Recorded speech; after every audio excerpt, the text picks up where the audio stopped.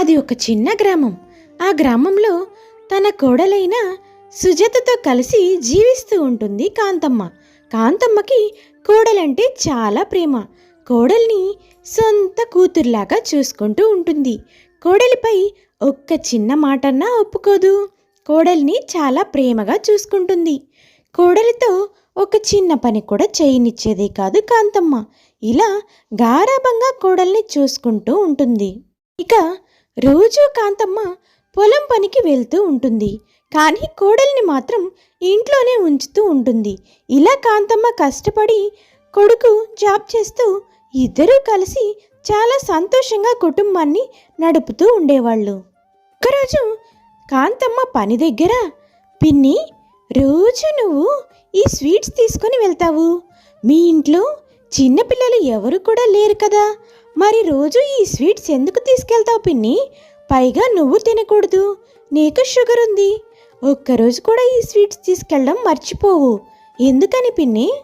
దా అదేం లేదే, నా కోడలుంది కదా సుజాత, దానికి ఈ స్వీట్స్ అంటే చాలా ఇష్టము. అదే ఇల్లు వదిలిపెట్టి బయటికి రాదు. అందుకే దానికోసం రోజు ఈ స్వీట్స్ తీసుకుని వెళ్తా ఉంటాను.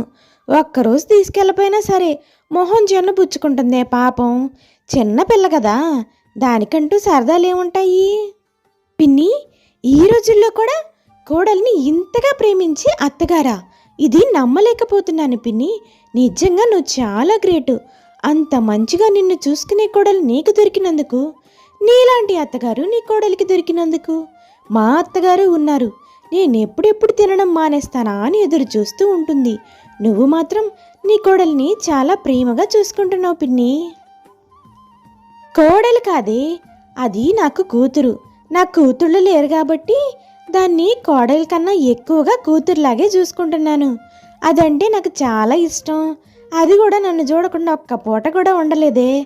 అందుకే మేమిద్దరం ఇంతలా కలిసున్నాము.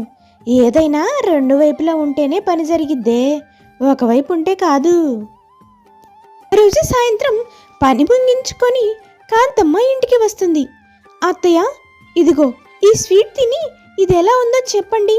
ఇది ఆయన కోసం నేను స్పెషల్గా హల్వా తయారు చేశాను అత్తయ్య. దీన్ని తిని ఆయన చండాలంగా ఉందని నన్ను నానా మాటలు అన్నారు. మీరే తిని చెప్పాలి ఎలా ఉందో. బ్రహ్మాండంగా ఉందే. వాడికి టేస్టులు తెలియదులేవే, వాడికి చిన్నప్పటి నుంచి అంతే. నేను ఏదొండి పెట్టినా సరే వాడికి నచ్చదు. వాడి గురించి నువ్వు పట్టించుకో మాకు. నువ్వు చాలా సూపర్గా చేసావే. ఇంతలో సురేష్ అక్కడికి వస్తాడు. ఏమ్మా, నిజం చెప్పు, అది అసలు స్వీటా? స్వీట్లో, హల్వాలో ఎవరైనా ఉప్పేస్తారా అమ్మా? నిజం చెప్పవే, నీ కోడలని కాదు. అసలు ఆ స్వీట్ తినేలా ఉందా? స్వీట్ ఎక్కడన్నా ఉప్పగా ఉంటుందా? నువ్వెప్పుడు నీ కోడలి వైపే. అది ఎన్ని తప్పులు చేసినా సరే నీకు కనిపించదు. ఇన్నాళ్ళు అవుతుంది, వంట కూడా నేర్పించలేదు దానికి నువ్వు. నోరు ముయ్యరా. అది అంత కష్టపడి చేసిందో పాపం. బాగుంది అంటే నీ సొమ్ము ఏమన్నా పోయిద్దా ఏంది? ఇప్పుడేంది, అది వంటలు చేయకపోతే నేను చేస్తున్నాను కదా. ఎప్పుడో 33 నాటికి అది నేర్చుకుంటుందిలే. ఇప్పుడు అంత తొందర ఏం వచ్చిందంట? 3 పూట్ల సుష్టిగా తింటున్నావు కదా, ఎందుకు నా కోడల మీద పడి ఏడుతున్నావు? దదసలే పాపం ఈ మధ్యన పనులు చేయలేక చాలా కష్టపడతా ఉంది. ఇంట్లో పని మనిషిని పెట్టడం ఆలోచించు. ఇలా కోడల మీద చాడీలు చెప్పడం కాదు. ఇలా అత్త కోడళ్ళిద్దరూ కలిసిమెలిసి చాలా సంతోషంగా జీవిస్తూ ఉంటారు. ఒకరిపై ఒకరు ఒక్క మాట కూడా పడనివ్వరు. వీళ్ళని చూసి ఇరుగు పొరుగు వాళ్ళంతా కుళ్ళుకుంటూ ఉండేవాళ్ళు. ఇలా రోజులు గడుస్తాయి. రోజు సురేష్ స్నేహితుడు ఇంటికి వస్తాడు. అమ్మా, నేను సురేష్ స్నేహితుడిని. అతను నా పెళ్ళికి రావాలని పెళ్లి పిలుపులకి పిలవడానికి వచ్చానమ్మా. తను పెళ్లి చేసుకున్నప్పుడు నేను వేరే ఊర్లో ఉండడం వల్ల రాలేకపోయాను. ఒక్కసారి సురేష్ ఉంటే పిలుస్తారా అమ్మా? రా బాబు రా, సురేష్ లోపలున్నాడు. నేను వాడిని పిలుస్తాను, నువ్వు కూర్చో. ఈలోపు నేను నీకోసం ఏదన్నా తాగడానికి తీసుకొని వస్తాను. అమ్మా, నువ్వు కూర్చొని అన్నయ్య గారితో మాట్లాడుతూ ఉండమ్మా. నేను వెళ్ళి జ్యూస్ చేసుకొని తీసుకొని వస్తాను మీ ఇద్దరికి. నువ్వెందుకు ఇప్పుడు వంటగదిలో కష్టపడటం? అది కాదమ్మా, నువ్వు రోజు కష్టపడతానే ఉంటావు. ఇవాళ కూడా ఎందుకు నిన్ను కష్టపెట్టడం? నేను ఇంట్లోనే ఉన్నానుగా తల్లి. నేను వెళ్ళి జ్యూస్ చేసుకొని వస్తానులే. నువ్వు వెళ్ళి సురేష్ని పిలువు.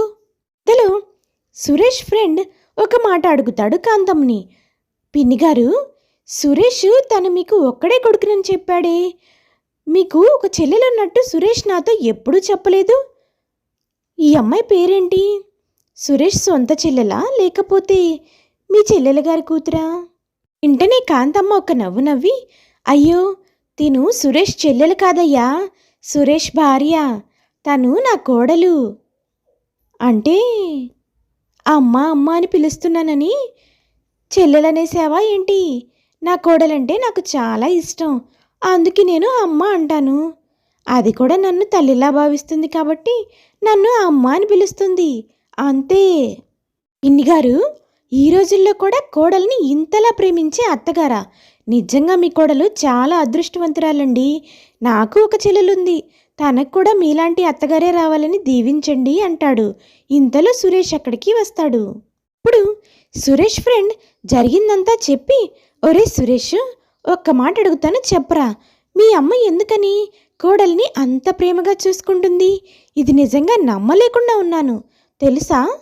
దా అదేం లేదురా, మా ఆవిడికి చిన్నప్పుడే వాళ్ళ అమ్మా నాన్న చనిపోయారు. మా అమ్మ మేనత్త కావడంతో సొంత తల్లిలాగా పెంచుకుంది. అందుకే ఇప్పుడు అత్తగారి కన్నా ఎక్కువగా తల్లిలాగే చూసుకుంటుంది. అంతకు మించి ఏమీ లేదురా. నిజంగా మీ అమ్మగారు చాలా గ్రేట్ రా. ఎంత మేనత్తైనా సరే కోడలిగా వచ్చిన తర్వాత కోడలిగానే చూసుకుంటారు. కానీ మీ అమ్మ చాలా డిఫరెంట్గా ఉందిరా. కోడల్ని ఇంతలా ప్రేమిస్తుందంటే ఇంకా నిన్నెలా ఇష్టపడుతుందో నాకు అర్థమవుతుందిరా. నువ్వు చాలా లక్కీ అని అతను వెళ్ళిపోతాడు.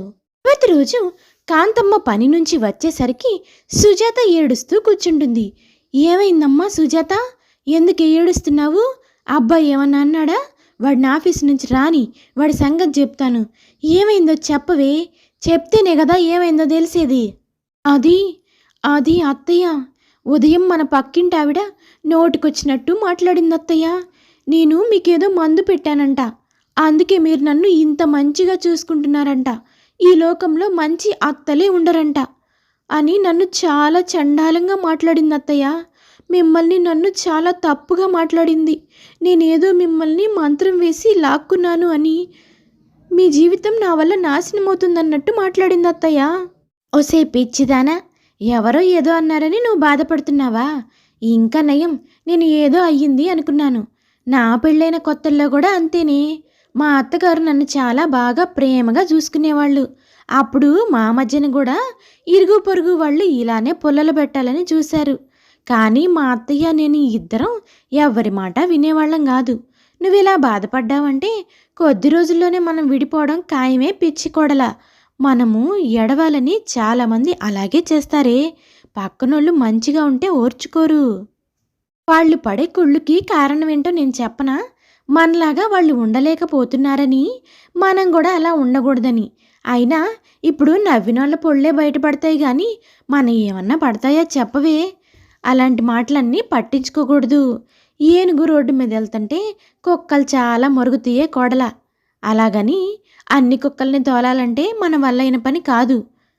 నేను చెప్పేది అర్థం చేసుకొని ఇట్లాంటి వాళ్ళకి ఎదురు తిరిగి మాట్లాడడం నేర్చుకో. అర్థమవుతుందా? ఇక్కడతో ఈ విషయం వదిలేసేయి అని మంచి మాటలు చెప్తుంది కాంతమ్మ. అత్తగారు చెప్పిన మాటలు విన్న తర్వాత సుజాతకి చాలా ధైర్యం వస్తుంది. తర్వాత కొద్దిసేపటికి నవ్వేస్తుంది. ఇలా బయట వాళ్ళు ఎన్ని రకాలుగా పుల్లలు పెట్టాలని చూసినా ఈ అత్త కోడళ్ళు అస్సలు విడిపోకుండా కలిసిమెలిసి హాయిగా జీవిస్తూ ఉంటారు. ఇది ఇవాల్టి కథ. ఈ కథ గనక మీకు నచ్చితే please like, share and subscribe చేసుకోండి.